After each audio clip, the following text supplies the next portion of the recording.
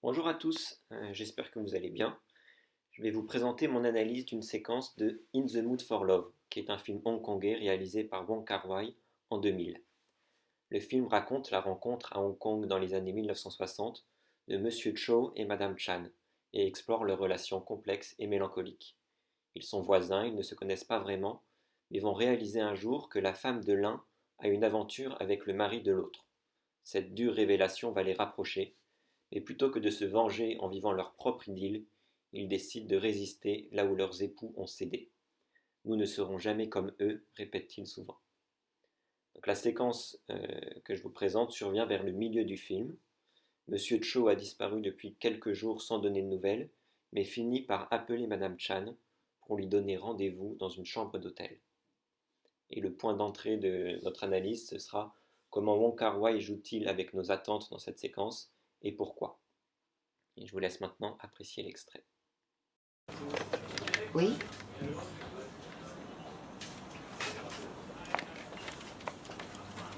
Où êtes-vous?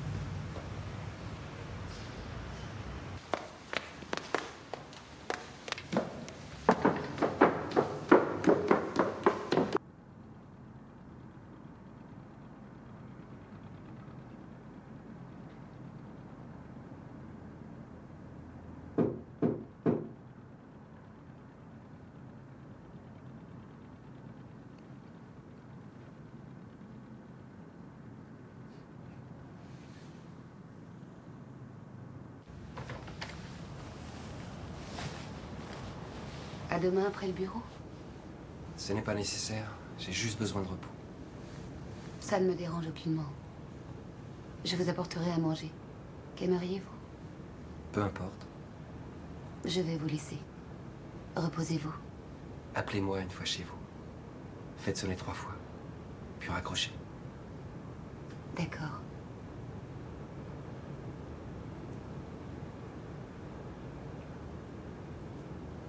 Je ne vous espérais pas. Jamais nous ne serons comme eux. Au revoir.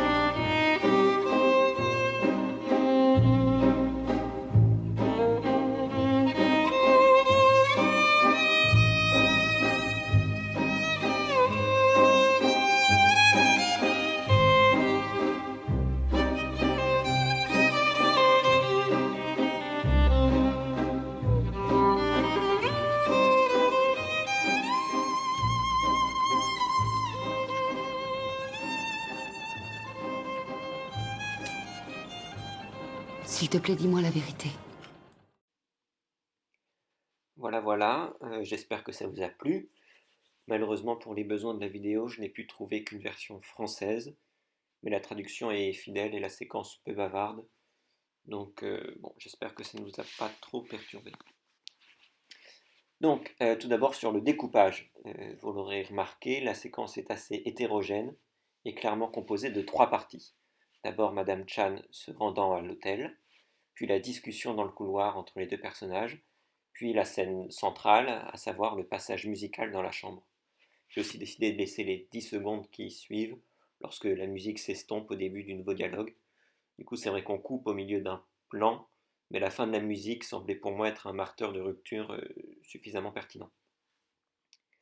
Et en fait, c'est justement cette succession rapide de trois ambiances à la fois très travaillées et très différentes qui m'a poussé à choisir cette séquence. Chacune de ces trois parties semble nous préparer à quelque chose qui est immédiatement contrarié par la partie qui suit.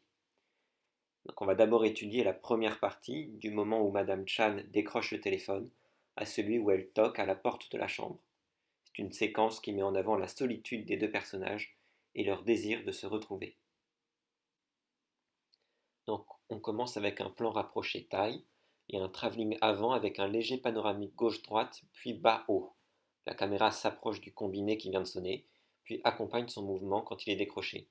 Donc en fait la caméra suit le téléphone plus que l'actrice elle-même, ce qui souligne et annonce l'importance du coup de fil. L'autre élément important, c'est à quel point le personnage est isolé dans ce plan, sur cette image.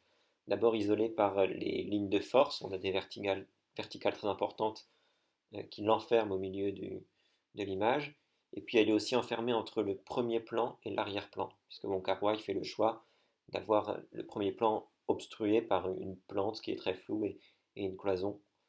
Et enfin, elle se détache du reste de l'image par la couleur très claire de sa robe. On ne voit qu'elle car il n'y a qu'elle. C'est un élément à part. Avec le plan suivant, on a la palette de couleurs qui change assez brutalement. On a des teintes plus sombres et l'introduction du rouge qui va dominer le reste de la séquence. C'est un plan rapproché poitrine et une caméra embarquée. Donc on est au plus près d'elle pour bien distinguer l'impatience et l'agitation du personnage. Et pourtant, il y a tout de même une distance puisque la caméra filme de derrière la vitre. Encore une fois, le spectateur n'est pas dans la voiture, le personnage est bien seul. Ensuite, on a un jump cut qui est souligné par un léger décadrage du personnage. Ça signifie une ellipse, donc on reste dans la voiture mais du temps a passé. Ça montre l'impatience et l'anxiété du personnage aussi. Le plan ne dure que 13 secondes en tout, et pourtant le trajet semble déjà beaucoup trop long. On veut sortir de la voiture et le personnage le souhaite aussi. S'ensuit ensuite un enchaînement très rapide de 13 plans qui montre l'agitation et l'hésitation de Madame Chan une fois qu'elle est arrivée à l'hôtel. Il y a une claire accélération dans le rythme de montage, qui était lent et posé quand elle avait décroché le téléphone, légèrement accéléré avec le jump cut dans la voiture, puis extrêmement vif ici. La tension monte, comme lorsqu'on entend des roulements de tambour par exemple. Lors de cette avalanche de plans, les cuts sont nets, sans transition ni raccord. On coupe dans le mouvement du personnage ou dans celui de la caméra. Les angles et les prises de vue, les échelles de plans et les mouvements de caméra sont très erratiques d'ailleurs. On passe de la plongée à la contre-plongée, du plan moyen au grand plan, du plan fixe au travelling. Cela souligne encore une fois l'hésitation du personnage qui tourne en rond, trépigne. Elle est habitée par des sentiments forts et cela la déstabilise, tout comme le montage déstabilise le spectateur. La scène enfin est rythmée par le bruit de ses talons qui résonnent et montre le vide qui l'entoure. Le lobby boy, le seul personnage que l'on aperçoit à part elle, est flou et relayé à l'arrière-plan. Le plan qui suit contraste par son immobilisme avec ce que l'on a vu juste avant. C'est un plan fixe et long de 23 secondes. Le contraste est aussi accentué par le silence qui répond au bruit des talons. On a l'introduction d'un nouveau personnage, Monsieur Cho, qui est isolé dans le plan, exactement comme l'était Madame Chan un peu plus tôt. Il est coincé entre les verticales et glissé entre le premier plan et l'arrière-plan. Sa réaction quasi impassible lorsque le silence est rompu par les 3 coups à la porte nous fait comprendre qu'il attendait cette interruption. Bien que son attitude soit différente de celle de Madame Chan, les deux personnages partagent le même désir et la même appréhension. Il esquisse un sourire, l'attente est récompensée, et on pressent que la tension et le suspense que le réalisateur a mis en place vont être résolus. Les désirs se rejoignent, les choses sérieuses peuvent commencer. D'ailleurs, les 3 coups à la porte, par leur rythme et leur solennité, rappellent ceux qui annoncent le début d'un spectacle au théâtre. Cette analogie est renforcée par l'omniprésence des rideaux rouges ou encore la présence du lobby-boy qui ressemble à un ouvreur. Mais là, boum, c'est le choc, parce qu'en fait il ne se passe rien. Là où on s'attendait à une belle réunion romantique, à des effusions, eh bien non, on voit simplement Madame Chan qui sort de la chambre après leur réunion. Jusque-là, quand Wong Kar-wai faisait des ellipses, elles étaient plutôt logiques. Par exemple, on ne la voit pas monter dans le taxi ou mettre son manteau, parce que ce n'est pas important. Du coup, qu'est-ce qu'il nous dit avec cette transition presque mystérieuse? En fait, il nous dit que ce qui compte, ce qui est important, ce n'est pas leur réunion, c'est pas ce que vous attendiez tant, c'est plutôt la réalité de leur relation. Et la réalité de leur relation, c'est ce que vous allez voir à présent, dans cette deuxième partie. C'est leur dialogue dans le couloir, qui est un dialogue marqué par leur déconnexion en réalité, et la solitude qui prévaut malgré tout. On a ici un plan d'ensemble, avec des personnages qui sont un peu perdus dans le décor, mais qui restent cependant le centre de l'attention, grâce à un très beau travail sur la perspective et à une grande profondeur de champ. Leur dialogue est plus ou moins trivial, ils parlent de nourriture, mais ça n'a même pas d'importance. Quand elle lui demande ce qu'il aimerait manger, il répond « peu importe ». Ils parlent mais ne se disent rien. Ils sont surtout dans 2 espaces différents. Elle clairement rattachée au côté gauche de l'écran par la couleur de son manteau. Lui est sur l'autre côté du seuil de la porte, à droite, et la couleur de son pantalon rappelle plutôt les teintes sombres du côté droit de l'écran. On se rapproche ensuite des 2 personnages avec un échange filmé en champ contre champ et en gros plan. Pour la première fois, les personnages ne sont pas perdus dans le décor ou cachés derrière le premier plan. Il n'y a plus de filtre. Alors la règle des 180 degrés est respectée, mais le placement de la caméra est étrange car asymétrique. Lui est de face et filmé à hauteur de motif, elle est de profil et légèrement en plongée. Lors du premier champ contre champ, ils ne se parlent pas, il y a une gêne. Puis, deuxième champ contre champ, ils se parlent. Lui dit « Je ne vous espérais plus ». Elle répond « Jamais nous ne serons comme eux ». Les 2 répliques ne se répondent pas vraiment, tout comme d'ailleurs les 2 plans ne se répondent pas. Lui parle directement, face caméra. Elle semble plutôt s'adresser à elle-même. La première réplique d'ailleurs est au passé, l'autre est au futur. Il n'y a vraiment pas de correspondance entre les 2, pas de connexion. Cette déconnexion est rendue claire par le geste symbolique de la fermeture de la porte. Donc là en fait, Wong Kar-wai vient de nous donner une petite correction, une petite leçon. Vous vouliez une belle romance, une belle scène d'amour, mais non. Voilà la réalité, les personnages restent seuls, ils repartent chacun de leur côté. Mais là où il est génial, en tout cas ce que j'adore absolument, c'est que malgré tout, il va nous montrer cette fameuse scène, cet élan de lyrisme, mais en nous ayant éduqués sur la réalité des choses, en ayant mis en exergue la fin d'une réunion avant d'en montrer le contenu, la magnifique scène romantique qui suit aura une saveur tout autre, douce, amère et mélancolique, plutôt que passionnelle ou fusionnelle. Ce plan sert de transition, de bascule entre l'honnêteté de ce que l'on vient de voir et le fantasme, l'onirisme de ce qui vient. Cette fonction de frontière entre les genres est omniprésente dans le plan. D'abord par sa composition, il y a une forte symétrie axiale, et du coup le marron prosaïque du mur de gauche fait face au mystérieux et voluptueux rideau à droite. Le personnage quant à lui oscille entre ces 2 univers, le rouge de son manteau rappelle celui du rideau, le noir de ses cheveux et de son sac rappelle le mur à gauche. L'arrivée de la musique, dans une séquence qui faisait jusque-là la part belle au bruit, annonce aussi ce changement d'univers. Mais c'est surtout le mouvement de la caméra, allié à celui de l'actrice, qui marque. Il y a un travelling arrière dans l'axe, alors que elle se dirige sur la même droite, mais dans un sens opposé. Ça donne une impression de distorsion de l'espace, presque comme dans un travelling compensé. Mais il y a aussi une distorsion du temps, puisque lorsqu'elle s'arrête au milieu du couloir et au milieu de son pas, on a presque l'impression d'un arrêt sur image, tellement elle est immobile. Donc le temps et l'espace n'existent plus vraiment, et on va entrer dans un nouvel univers.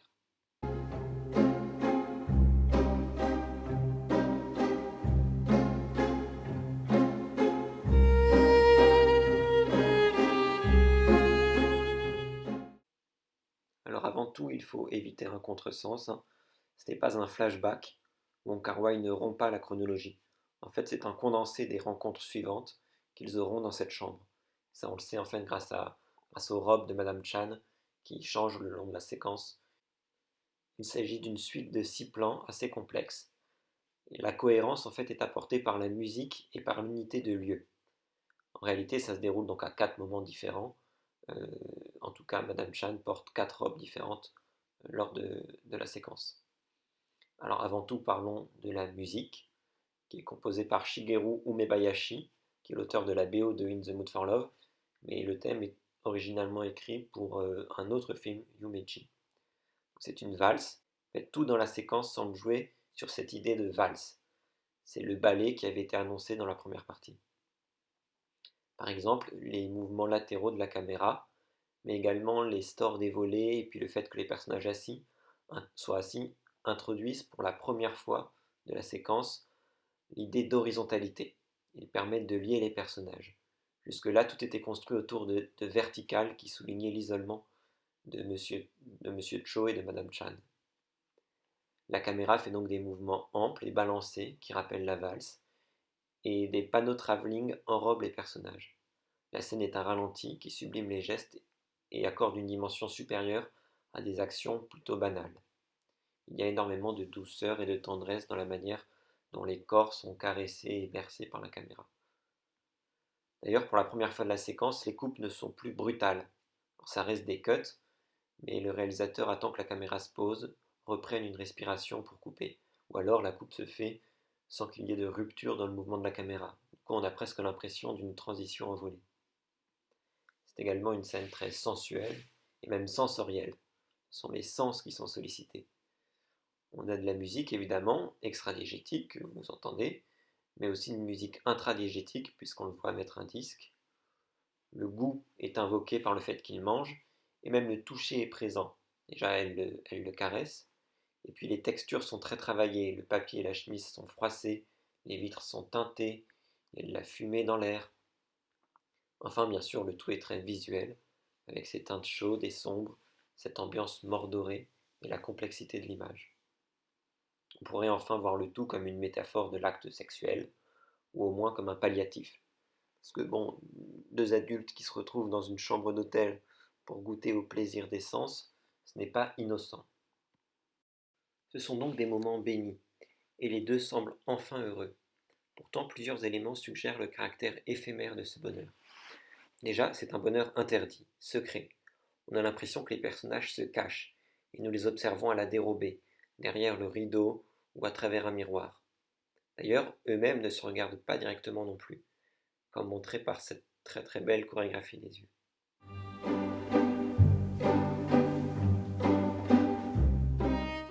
Mais surtout, c'est la musique qui insuffle sa tristesse à la scène. On l'a dit, c'est une valse, donc une danse qui se danse à deux, mais le thème, lui, est joué par un violon seul. Retour de la solitude, donc. Et puis les tons mineurs, les longs mouvements d'archet et le rythme lent donné par les cordes pincées attristent le morceau et lui donnent une dimension plus mélancolique que festive. Le bonheur a bel et bien une fin, et l'onérisme disparaît rapidement lors de ce dernier plan fixe où les aplats de couleurs ternes remplacent les riches plafonds, les miroirs profonds et la splendeur orientale qu'on vient de quitter. C'est la fin du fantasme et le retour à la réalité. La musique meurt d'ailleurs précisément au moment où l'on prononce le mot vérité.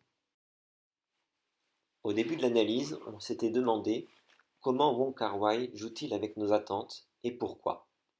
Comment on y a répondu ensemble, en nous attardant particulièrement sur les ruptures de rythme, les effets de contraste et les changements de registre, ainsi qu'en étudiant la tension constante entre union et solitude travaillée par l'extrait. Le pourquoi sera plus personnel. Et puis de toute façon, tout ce que je raconte depuis le début, ce n'est que mon interprétation à moi. Peut-être que vous avez ressenti l'extrait bien différemment. Mais pour moi, le thème central de cette séquence, et du film d'ailleurs, c'est la mélancolie, la conscience du bonheur et de son inexorable fin. D'ailleurs, le numéro de la chambre dans laquelle les deux personnages se rencontrent est le 2046. Or, 2046, en plus d'être le titre du film suivant de Wong Kar-wai, C'est l'année qui précédera la rétrocession de Hong Kong à la Chine en 2047. La dernière année d'indépendance donc avant le retour à la dictature, c'est-à-dire le symbole ultime pour un réalisateur hongkongais du bonheur et de sa fin inexorable. Et c'est d'ailleurs un peu le chemin que suit la séquence. On nous montre d'abord des personnages seuls et brisés, désirant profondément sortir de cette solitude. Mais la blessure reste là, le lien est éphémère et vite rompu, la porte se ferme. Malgré tout, les moments qu'ils ont partagés étaient précieux, et ce n'est pas parce qu'ils n'ont rien guéri qu'il faut les oublier. Au contraire, le film les célèbre et les sublime. Il les étire autant qu'il peut avec l'usage de ralentis, et il tente de les multiplier grâce aux images composites créées par les nombreux jeux de miroir. In the Mood for Love, c'est un film que je trouve absolument magnifique et d'une grande subtilité, et je vous encourage à le découvrir très vite, d'autant plus qu'il devrait ressortir en version 4K très très bientôt.